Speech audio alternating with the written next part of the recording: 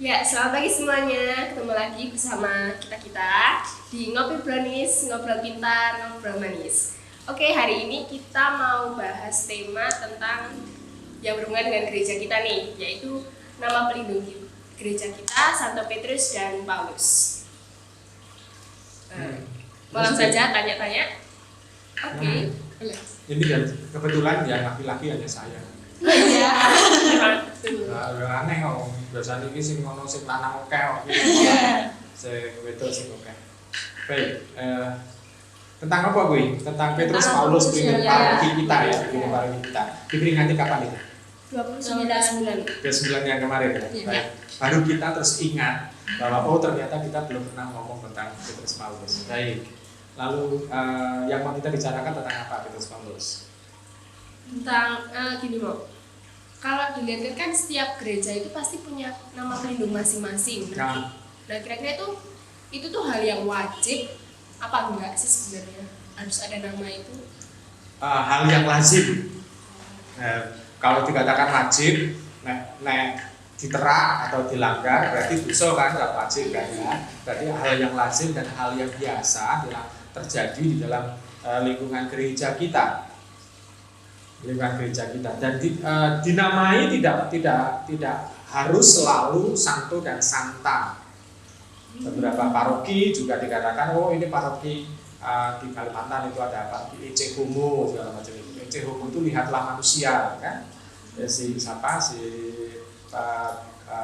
jenderal yang mengatakan kepada si Tuhan Yesus, inilah manusia. Ece Homo. Itu juga bisa. Jadi tidak semua harus santo santa, tetapi pasti diberi nama. Paling tidak, kalau kita memberikan nama santo santa, itu kita minta supaya santo santa yang menjadi pelindung paroki itu untuk mendoakan kita dalam proses beribadatan maupun juga proses beriman di paroki kita. Lalu juga kedua menjadi identitas yang membedakan. Lalu yang ketiga adalah spiritualitas yang mau dikembangkan. Nah, kita mau mengarah kemana gitu. Saya diajari ya di sekolah kami ya. Berarti nama pelindung itu buat kayak teladan gitu ya? Bisa juga teladan, bisa juga panutan, bisa juga yang menyemangati. Yang misalnya spiritual lebih memberikan spirit pada kita, memberikan support pada kita itu. Terus kalau pemilihan namanya dulu, Romo, kok paroki kita bisa memilih nama Santo Petrus dan Paulus sebagai pelindung gereja? Pertama itu kita harus melihat dari faktor sejarah dulu. Karena awal itu pasti itu karena pertama itu usulan dari pemimpin gereja yaitu keuskupan. Ya. Umur gereja kita kan sebelumnya sudah 60 tahun yang lalu ya kan. Nah, itu berarti sudah zaman uskup itu memilih nama itu, dan itu juga umat yang ada di Temanggung juga mau menerimanya. Karena pernah terjadi itu di Jakarta diusulkan salah satu paroki diusulkan, karena itu paroki yang ke-50 diusulkan ini lebih baik pelindungnya dengan paroki Yudas Tadius. Tapi umatnya nggak setuju. Kenapa? Karena ada unsur nama Yudas. Karena orang kalau berpikir Yudas selalu Yudas Iskariot. Lalu akhirnya diganti. Jadi itu berdasarkan keputusan pemimpin gereja dan kesepakatan umat juga. Umat itu juga. Romo, kalau pandangan gereja sendiri tentang mengenai Santo Petrus dan Paulus itu bagaimana? Petrus Paulus gini sejarahnya kamu tahu ya sejarah. Kenapa Petrus Paulus itu? Petrus kita tahu siapa? Murid Yesus. Tidak hanya murid Yesus, tapi siapa lagi? Tapi nama Petrus adalah Simon sebetulnya nama aslinya. Tapi diberi gelar Petrus, artinya batu karang. Ya, Petrus, Butros dalam bahasa Arabnya. Ya. Jadi itu adalah batu karang. Diberi batu karang kenapa? Karena Tuhan Yesus sendiri bersabda, di atas batu karang ini, di atas Petrus ini kudirikan gerejaku. Berarti tanda bahwa di dalam iman para rasul itu yang di bawah pimpinan Petrus itu Tuhan Yesus mendirikan gereja. Berarti tanda kenapa bahwa Petrus itu memang dipilih oleh Tuhan bukan hanya melulu untuk menjadi muridnya saja dari rasul, tetapi juga menjadi pemimpin dari para rasul, dan itu menjadi panutan dalam beriman. Apalagi di dalam Injil itu dikatakan bahwa Petrus itu yang memulai mengatakan engkau adalah Mesias, utusan Allah, engkau adalah putra Allah. Itu juga iman Petrus itu betul-betul sesuatu yang menjadi patokan bagi kita. Ini Petrus, ya, dan dia juga menjadi pemimpin gereja sejak awal. Maka kita dalam gereja Katolik mempunyai kepercayaan bahwa tradisi bahwa Petrus yang mewarisi tahta kepemimpinan yang ada di Roma sana itu menjadi pemimpin kita, sehingga para penerus dari tahta Petrus itu yang menjadi pemimpin gereja Katolik. Berarti Petrus itu yang menjadi patokan itu dan juga menjadi pemimpin sekaligus. Lalu yang kedua, Paulus tidak pernah menjadi murid Yesus langsung, dalam arti murid para rasul itu, tetapi dia disebut Rasul Paulus karena dia diutus kemana-mana. Walaupun dia bukan rasul 12 rasul itu, tetapi dia disebut dengan rasul juga karena dia utusan, rasuli, apostolos, ya. Itu Paulus, dan Paulus itu betul dia meninggalkan pekerjaannya, bukan pekerjaannya tapi masa depannya demi mengikuti Tuhan. Karena kalau pekerjaannya tetap dipakai. Pekerjaan Petrus apa? Petrus penjala ikan. Pekerjaan Paulus apa? Wartakan. Nah itu istilahnya tugas dari Tuhan Yesus, tapi pekerjaan dia untuk makan. Itu gaji toh, nggak makan, nggak apa, uripe. Nggak tahu. Pekerjaannya adalah dia membuat tenda, pembuat tenda. Kalau kalian nanti membaca di dalam kitab suci, dia membuat tenda untuk makan. Jadi dia mewartakan bukan untuk mencari makan, dia mewartakan karena ini keharusan tugas. Lalu pekerjaannya adalah membuat tenda. Itu pekerjaan Paulus untuk makan. Itu. Jadi Paulus, dia mewartakan sampai mati, kedua-duanya mati. Iya. Dan kebetulan mati di kota yang sama. Walaupun dalam jarak beberapa tahun, tetapi mati di kota yang sama. Di mana itu? Di Roma. Di Roma. Petrus mati di Bukit Vatikan, yang sekarang jadi Basilika Santo Petrus, ya, pas persis altar utama itu, ya, altar utama di gereja Vatikan itu, kalau itu di bawah, digali di bawah, itu persis di bawah adalah makam Petrus. Itu sampai sekarang? Sampai sekarang. Lalu Basilika Santo Paulus itu juga makam Santo Paulus ada di sana. Persis di altar Basilika Paulus itu di bawahnya adalah makam Paulus. Jadi dua basilika itu kebetulan menjadi makam dari kedua panutan kita itu. Nah, lalu juga yang berikutnya adalah bukan hanya matinya bareng, matinya sama di satu kota yang sama, lalu menjadi panutan dalam mewartakan Injil. Juga Petrus Paulus itu penulis dalam Perjanjian Baru. Maka saya sengaja bawa kitab suci. Oh, makanya saya tanya kok kamu. Bawa kitab suci. Kamu buka di sana kan Paulus kan banyak. Saya mau mencoba ngetes kalian semua juga yang menjadi kameramen juga ya. Karena siapa sih apal urutan surat-surat Paulus? Kalau Injil apal ya. Injil apa Mbak? Injil Matius, Markus, Lukas, Yohanes. Nah, baik, kata 4 gampang dihafal lagi. Saya Paulus. Enggak apa. Lalu saya Baca. Kalau nyanyi sekolah minggu kan ada urutan kitab suci Perjanjian Baru. Nah, lalu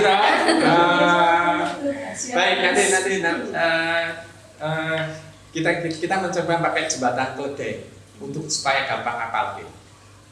Rokoko kan Evil kau tetes tim fil. Makanya Pak juga susah ya. Nah, ya, enggak, saya selalu untuk mengingat itu pakai jembatan keledai yang bisa saya mudah untuk mengingat. Baik, untuk supaya mengingat mudah untuk mengingat, ya, saya biasanya menggunakan ini alat bantu yang ada di kitab suci ini. Terus saya hanya membaca Rokoko kan Evil kau tes tim karena Ibrani yang bagian akhir bukan tulisan dari Paulus. Nah, lalu saya tambahi lagi, pasti itu tidak akan kamu tanyakan. Urutan ini berdasarkan apa? Ya, yaitu berdasarkan tebalnya surat. Kalau sampai Paulus. Jadi yang paling tebal itu yang diletakkan di pertama awal Roma. Kalau nggak percaya, kalau buka kitab Filemon bab 2. Kitab Filemon, surat Paulus kepada Filemon bab 2. Mana orang? Saya nggak tahu. Ya. Lah iya wong ketok wong jarang maca. Mbak Fer mungkin bisa Itu bagian akhir bawah. Sini. Bawah ada nggak? Ada bawah Filemon. Nah, ada nggak bab 2, ada nggak Filemon? Gak ada. Karena hanya satu bab Filemon. Tapi surat Paulus kepada jemaat di Roma itu yang paling panjang. Maka biasanya kalau orang bicara soal teologi Santo Paulus itu merunut surat-surat yang bagian awal. Paulus kepada jemaat di Roma, pada Korintus sampai Tesalonika. Itu biasanya. Lalu yang surat Petrus itu ada 2 surat. Nah, sekarang kita bisa melihat Petrus yang nelayan, dia kok bisa menuliskan surat. Kenapa? Ya karena selalu ada yang membantu dia untuk menuliskan surat itu supaya dia bisa mengirim ke umat yang dituju. Dan kalau Petrus umatnya tidak dituju umat yang mana? Kalau Paulus kan ini Roma, Korintus, ada kota-kota tertentu. Sedangkan kalau Petrus tidak, yaitu untuk seluruh umat, seluruh jemaat. Yang nulis biasanya, yang menurut tradisi biasanya orang percaya bahwa itu Markus.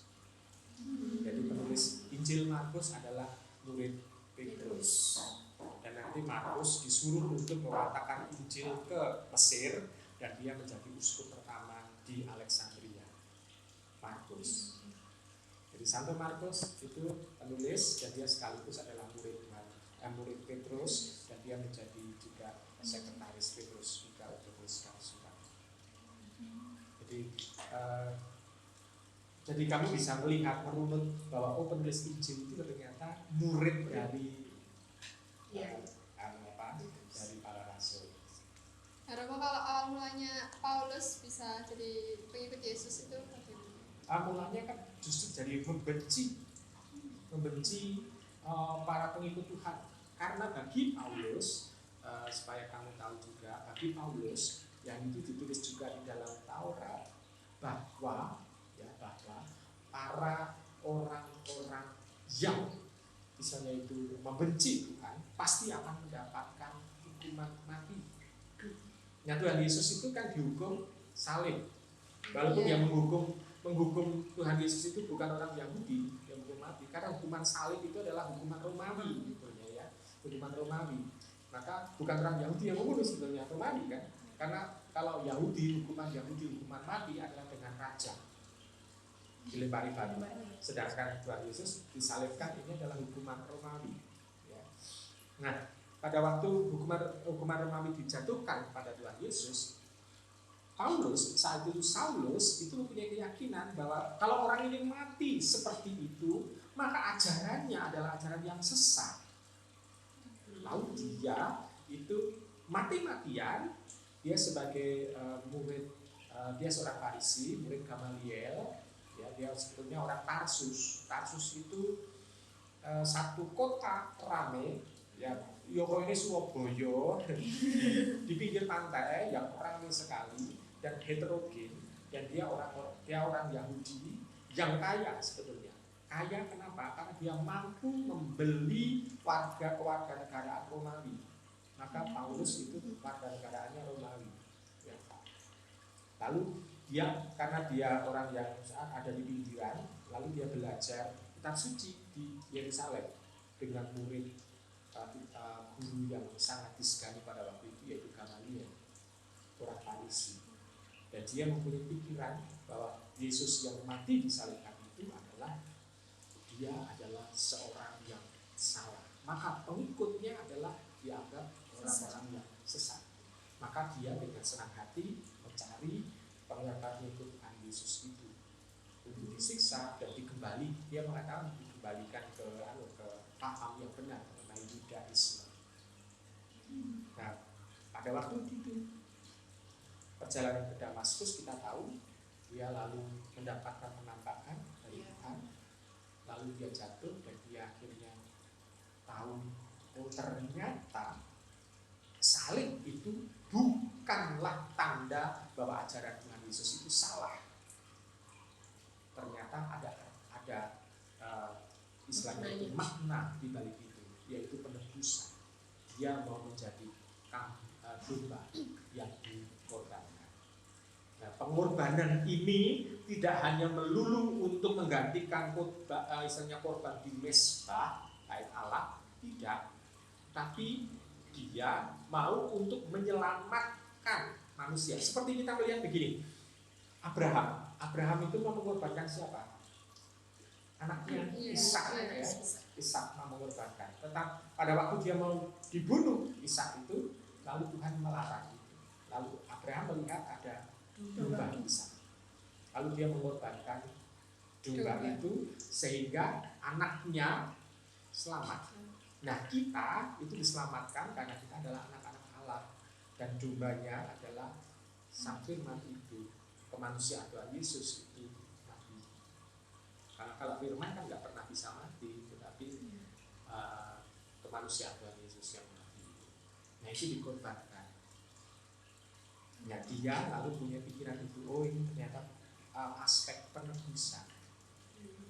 Dan dia setelah 3 hari ada dalam kegelapan, buta, dia bisa dengan kebutaan fisik ini, dia bisa melihat dengan jelas ada yang di hatinya, yang ada di hatinya itu, dan dia bisa merumuskan, sehingga dia bisa melihat dengan misalnya itu kitab-kitab suci orang-orang Yahudi bahwa ini loh Mesias yang ditunggu itu ternyata ada dalam diri Yesus. Sehingga dia mengatakan. Romo tadi kan tanggal 29 Juni kan peringatan Santo Petrus dan Paulus. Nah itu kok bisa diperingati bareng tuh? Kenapa itu? Tadi sebetulnya sudah saya jawab, yaitu karena memang itu meninggalnya di kota yang sama, Roma. Walaupun pada waktu itu pelaksanaan hukuman mati tidak di dalam kotanya, tetapi ada di pinggiran, karena Vatikan dulu dianggap sebagai ini bukit Vatikan, tempat Petrus disalibkan dengan kepala ada di bawah. Lalu karena Paulus itu warga negara Roma, maka hukuman salib tidak diterapkan ke Paulus, tetapi Paulus dipenggal kepalanya. Sehingga kalau kalian amati patung Paulus selalu ada pedang. Pedang itu mewatakan Paulus sebelum menjadi pewarta dan Paulus saat mati menjadi pewarta. Dia dengan pedang membantai orang-orang Kristiani, tetapi dia mengalami kematian dengan pedang. Lebih enak yang mana mati? Tidak enak semua. Tetapi itu jadi santo loh. Karena justru kematian itu yang membuat gereja tidak segan-segan untuk mengatakan ini adalah santo. Ya, santo pasti karena mati di mati syahid. Karena santo yang itu kan masih ada. Kami sering kali bisa kan santo syahid. Terus itu Rama diangkat menjadi santonya tuh bersamaan waktunya. Kalau itu ditentukan sebetulnya dalam sejarah gereja itu kan sebetulnya sedikit demi sedikit, ya. Tapi kebetulan untuk Petrus dan Paulus dijadikan satu karena memang dia mempunyai bukan hanya kesamaan, tetapi mempunyai suatu dan ditokohkan menjadi ini loh, ini punya sumbangan yang sangat besar untuk gereja. Tidak hanya menjadi pemimpin, tidak hanya menjadi pewarta, tetapi ini yang mempengaruhi gereja. Sehingga itu menjadi dua tokoh besar, dua pilar besar untuk gereja. Maka gereja betul menghormati mereka. Bukan hanya gereja yang ada di Katolik saja, tapi juga Ortodok juga. Petrus Paulus menjadi itu. Dan itu menjadi hari raya yang besar untuk gereja. Kalau yang di gereja lain juga tanggal 29 dong? Semua kebetulan kalau Petrus Paulus pelindungnya, dan kebetulan kalau misalnya ada gereja Santo Petrus, gereja Santo Paulus, mereka juga menggunakan peringatan tanggal 29. Jadi nggak ada peringatan masing-masing. Kebetulan tergantung dari parokinya. Misalnya kalau paroki Santo Paulus, mereka supaya tidak semua misalnya paroki tetangganya paroki Santo Petrus, lalu dia Santo Paulus, mereka biasanya memilih hari pertobatan Santo Paulus gitu. Ada peringatannya ada. Petrus juga kalau selalu seperti itu tata Petrus saja gitu. Jadi ada beberapa terobosan untuk supaya membedakan hari raya supaya jangan mengumpul di situ. Tapi kalau kita kan tidak bisa memilih yang lain kecuali tanggal itu karena juga santo itu yang menjadi. Lalu saya mau tanya, kalau Santo Petrus sama Paulus itu ada karunia dari Tuhan yang khusus diberikan kepada Santo Petrus dan Paulus atau tidak? Kalau karunianya jelas tadi sudah dikatakan bahwa jasa dari Paulus dan Petrus itu untuk kita semua ya. Sedangkan yang mungkin yang dimaksud adalah peninggalan yang bisa diwariskan kepada kita ya mungkin. Itu lebih aspek warisan rohani yang bisa dikatakan itu. Karena pertama kita bisa melihat begini, Petrus itu pernah kamu membaca satu novel namanya itu Petrus yang mau lari dari Roma, karena Roma pada waktu itu betul dihancurkan oleh beberapa kaisar dan yang disalahkan adalah orang-orang Kristiani pengikut Yesus yang menjadi tumbal.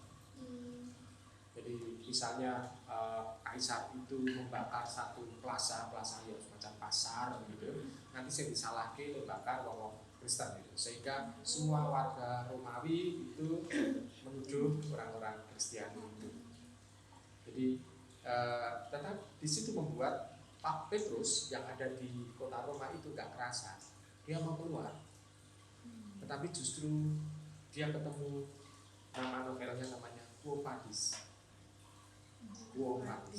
Jadi dia pada saat dia keluar dari Roma, dia ketemu anak kecil. Dia mengatakan Quo Vadis Pater. Quo Vadis maksudnya mau kemana Bapak? Mau kemana? Lalu Petrus mengatakan aku mau keluar karena kota Roma sudah tidak lagi bisa untuk hidup gitu. Lalu anak kecil itu mengatakan aku justru mau datang ke kota Roma untuk disalibkan di sana yang kedua kali. Lalu anak kecil itu hilang. Lalu Petrus berbalik ke kota Roma, dia mengikuti lagi jemaat. Jadi ada keberanian untuk berani mati. Lalu yang kedua dari Petrus yang diteladani adalah pada waktu dia mau disalibkan, dia istilahnya nego dengan penyalibnya. Negonya bukan supaya dia mendapatkan keringanan, bukan.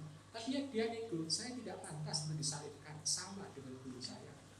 Maka dia minta untuk dibalik tangannya.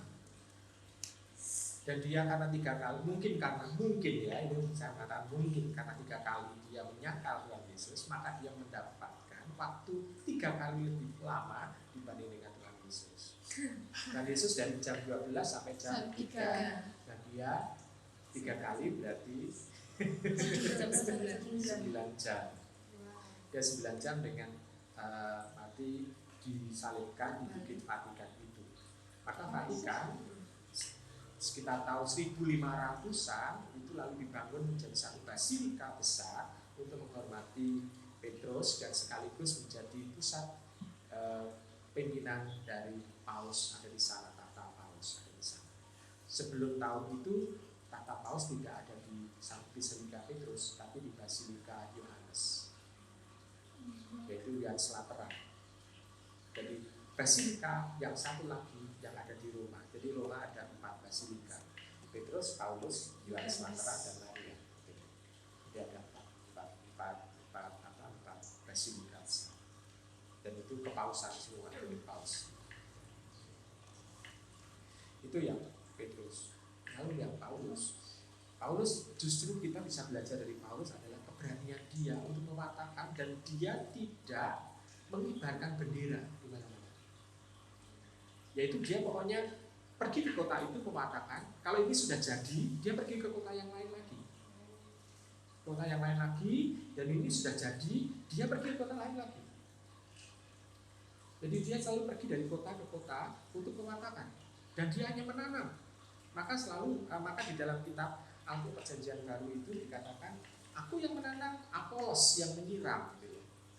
Tapi Tuhan sendiri yang menuai. Benih dari Tuhan.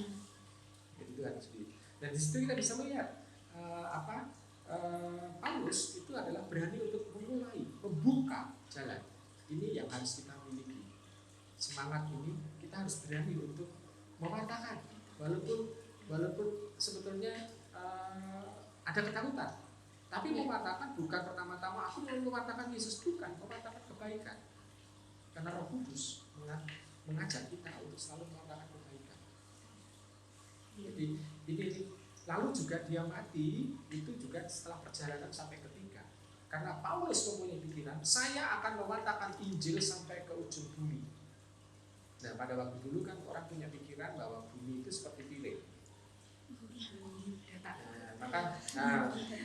Dulu.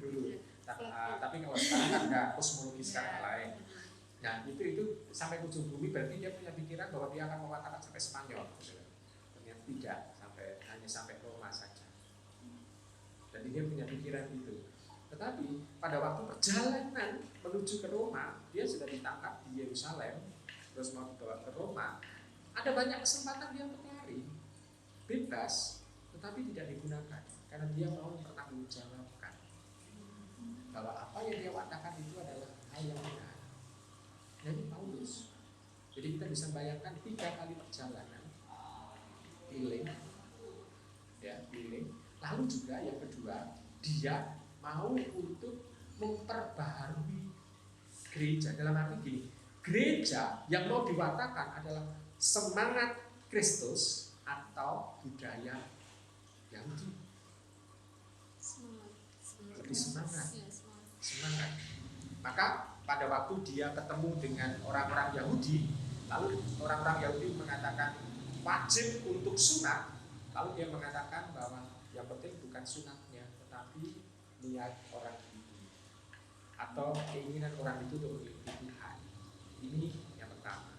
Tetapi untuk mematangkan orang-orang Yahudi, dan dia mengutus Timotius dan Titus, dia menyuruh Timotius untuk sunat supaya apa? Pewartaan Timotius diterima.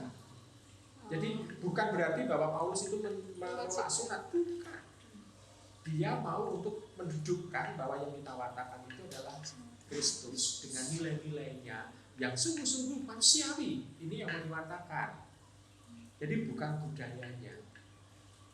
Bukan budaya. Maka Paulus itu kalau dia sebagai seorang Yahudi, dia mewatakannya kan, kalau dia mewatakan dengan budaya Yahudi, dia akan ngomong dengan bahasa Yahudi kan, yaitu bahasa Aram dan tulisan Ibrani gitu ya. Tetapi dia menggunakan bahasa Yunani untuk mewatakan, sehingga banyak orang-orang yang bukan Yahudi yang mau menjadi pengikut Tuhan. Jadi dia menggunakan situasi yang ada. Maka untuk kalau kita mau mewatakan Tuhan pun itu harus dengan istilah psikondom, situasi, kondisi dan domisili kita. Jadi supaya orang bisa tahu, oh Tuhan Yesus itu seperti ini. Jadi kita bisa melihat itu. Jadi ini kita bisa melihat bahwa Petrus, Paulus itu memang menjadi tokoh besar bagi kita. Jadi kita bisa melihat itu lebih aspek semangat dari Petrus dan Paulus untuk kita pegang. Sedangkan kalau Petrus yang utama dan kitab suci pernah menyangkal 3 kali, tetapi dia kembali ke Tuhan dan dia mencintai Tuhan setengah mati. Dengan apa? Konsekuensinya dia meninggalkan istri dan anaknya. Kenapa? Karena Paus yang pertama kita itu kan punya istri kan? Iya. Petrus. Iya. Ya, karena Tuhan Yesus menyembuhkan mertua Petrus. Jadi dia, nah, itu tinggalkan untuk mewartakan Injil. Kita nggak tahu keluarga Petrus koyo moto, tetapi Petrus yang mewartakan itu sudah diterima. Gimana? Dan juga mujizat-mujizat juga dilakukan oleh Petrus kalau di Kisah Para Rasul, tapi dalam nama Tuhan Yesus. Romo, saya mau tanya mengenai mujizat. Apakah ada mujizat yang dibuat oleh Santo Petrus atau Paulus? Kalau Santo Petrus itu ada dalam kitab suci. Pada waktu itu dia bersama dengan Yakobus atau bahkan teman yang lain Yohanes membuat mujizat, tapi dalam nama Tuhan Yesus. Ada orang yang buta, dalam nama Yesus aku memberikan kau. Jadi ada juga misalnya karisma yang dimiliki oleh Santo Petrus untuk penyembuhan, dan itu dicatat di dalam Kisah Para Rasul. Ya, berarti tanda bahwa memang kalau ada orang sakit dan minta pertolongan Tuhan Yesus, itu kesembuhan terjadi. Sedangkan kalau dalam kitab suci mujizat yang dilakukan oleh Santo Paulus tidak tercatatkan di sana. Karena kekhasan Santo Paulus adalah dia mewartakan dan diterima oleh banyak orang, dan dengan bahasa setempat dan diterima, itu saya kira itu sudah menjadi mujizat tersendiri dari Santo yang dibawa oleh Santo Paulus untuk gereja. Dan juga kita bisa melihat bahwa dari kota ke kota dia bisa diterima oleh banyak orang, walaupun banyak orang-orang Yahudi yang membenci dia, tetapi dia tetap bisa bertahan. Di beberapa kali dia terselamatkan dari lemparan batu. Beberapa kali dia masuk penjara. Beberapa kali dia dikucilkan. Beberapa kali dia diusir dari kota itu. Jadi Santo Paulus merasakan itu semua. Dan itu semua diterima dengan sukacita. Dan yang paling indah dari Santo Paulus yang dituliskan di surat kepada jemaat di Korintus, di dalam kelemahan, di situ aku menjadi kuat. Itu sesuatu yang indah. Bahwa kelemahan bukan menjatuhkan, tetapi menjadi kuat karena Tuhan Yesus yang ada. Nah, Romo, kalau misalnya masuk gereja gitu kan, di depan tuh kan ada mozaiknya Petrus Paulus. Itu kan kalau Petrus bawa kunci, kalau Paulus bawa pedang sama kitab suci. Nah, itu artinya apa? Nah, kalau kunci kan kita bisa melihat ini simbol Petrus diangkat menjadi pimpinan pemimpin ya, di atas batu karang ini. Lalu yang kedua adalah sebetulnya perintah untuk pengakuan dosa juga, yaitu di mana kunci itu kan menjadi semacam pintu kunci surga, di mana kalau kau dilepaskan di dunia ini akan terlepas juga di surga. Apa yang kau tutup di sini akan tutup juga di surga. Jadi kunci ini menjadi kunci simbol dari Petrus sendiri. Maka gereja percaya bahwa pengakuan dosa itu juga menjadi salah satu yang dipegang oleh gereja juga. Orang bisa selamat atau tidak juga, diampuni atau tidak juga. Gitu. Lalu ya kalau Paulus tadi pedang sudah kita jelaskan tadi, tapi kitab suci adalah karena dia mewartakan kitab suci. Justru juga dengan kitab suci itu mau menampakkan bahwa Paulus itu adalah penulis surat perjanjian baru yang pertama. Jadi dari kumpulan perjanjian baru itu yang paling tua adalah tulisan Santo Paulus. Karena pada waktu itu Injil belum ada Injil tertulis. Semua masih dari mulut para rasul. Karena supaya orang tahu bahwa Injil itu bukan buku gedebuk sekondur ya. Tetapi Marta yang diwatakan. Injil dari bahasa Arab kan. Sebetulnya artinya Injil dalam bahasa Arab ya orang ngerti ya. Artinya apa? Anda bisa tanya kepada orang yang tahu bahasa Arab, arti Injil apa? Sebetulnya itu untuk menerjemahkan kata Evangelion. Evangelion dari bahasa Yunani artinya kabar sukacita, kabar baik, kabar bahagia, kabar gembira. Dan itu ada di dalam diri apa? Yesus, pribadi Yesus. Jadi Injil itu adalah Yesus itu sendiri sebetulnya. Jadi bukan buk gedebuk gitu. Bukan itu. Yesus itu. Jadi Injil baru tertulis nanti di kemudian, tetapi masih abad pertama. Dan tidak jauh dari Tuhan Yesus, dari para rasul juga tidak jauh gitu ya. Nah, lalu yang diwartakan oleh Santo Paulus yang dalam tulisan itu tidak pernah yang namanya disangkal oleh para rasul yang lain. Berarti tanda bahwa sejak awal pewartaan Santo Paulus itu sudah diterima oleh para rasul. Jadi kalau mereka konflik itu seringkali konflik soal selera, bukan soal ajaran. Bukan soal ajaran, tapi soal ajaran tidak pernah menjadi konflik besar. Maka Santo Paulus bisa merumuskan ya pewartaan dari perjanjian lama ini untuk mewartakan Tuhan Yesus. Ini sungguh luar biasa. Jadi dia menggunakan seluruh isi kitab suci, karena dia orang Farisi, seluruh isi kitab suci dari dari orang-orang Yahudi ini untuk mewartakan Tuhan Yesus. Jadi ini keunggulan dari Paulus. Nah, jadi kita bisa melihat bahwa Paulus ini sungguh tokoh yang luar biasa.